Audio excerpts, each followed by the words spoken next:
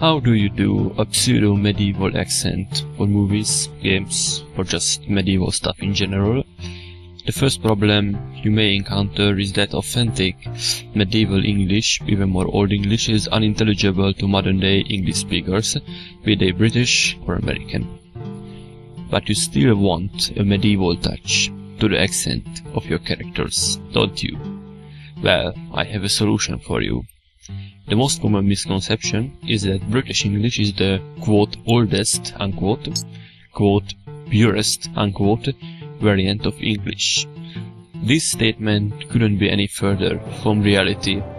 In reality, American and Australian English are the quote purest unquote forms of English. They evolved and changed slightly less than British English. Some say that Appalachian Americans are stuck in the 16th century. When it comes to language, of course.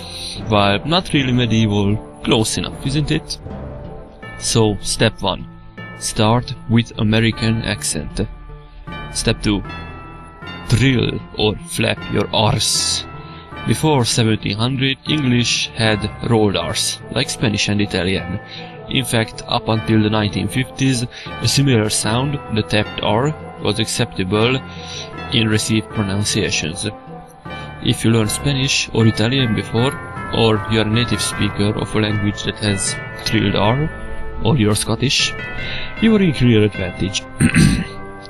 There are plenty of videos on how to roll your R's. I'll link them in the description. So, what if you tried your hardest but you still can't rule them? Well, flap them. If you are American or familiar with American English, you may hear the double T in butter and the double D letter. They are pronounced slightly R-like. That sound is the alveolar flap, and if you can't roll your R's, then the flap will do just fine too. Step 3.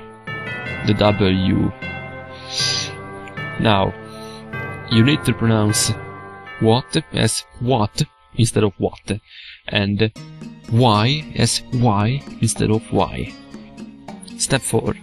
The NG. Historically, the English pronounced the NG as a ng sound, so king was pronounced king.